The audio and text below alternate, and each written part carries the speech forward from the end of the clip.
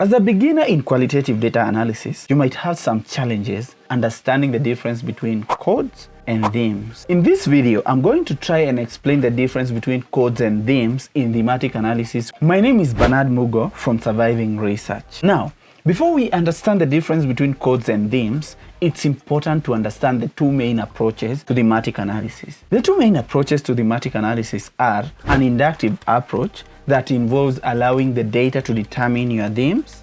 An example of a majorly inductive approach is the reflexive thematic analysis approach. The second approach is the deductive approach, which involves coming to the data with some preconceived themes you expect to find reflected. These themes might be based on theory or existing knowledge. So an example of a majorly deductive approach to thematic analysis is the codebook approach. In thematic analysis, you can either do inductive or deductive approaches. In this video, we are looking at the difference between codes and themes in the inductive approach to thematic analysis, such as the reflexive thematic analysis approach. The reflexive thematic analysis approach was popularized by Brown and Clark. Now, I have previously made an in-depth video of the reflexive thematic analysis process, so check the link in the description. Let me use an analogy to explain the difference between codes and themes in the inductive approach to thematic analysis, such as the reflexive thematic analysis approach. So consider a brick wall. The bricks will make up the whole wall. So the bricks are the codes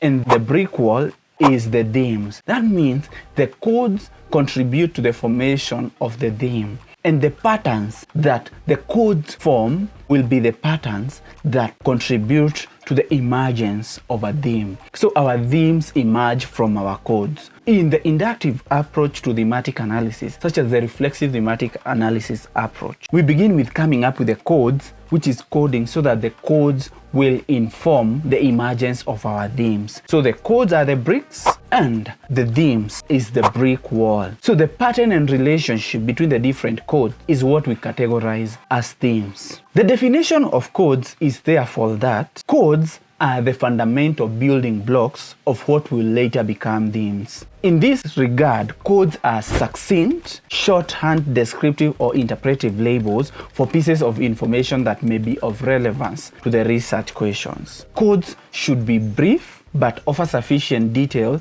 to be able to stand alone. Codes should therefore inform the underlying commonality among the constituent data items in relation to the subject of research. When conducting qualitative data analysis, a researcher should work systematically through the entire dataset, attending to each data item with equal consideration to come up with codes. Let's look at an example of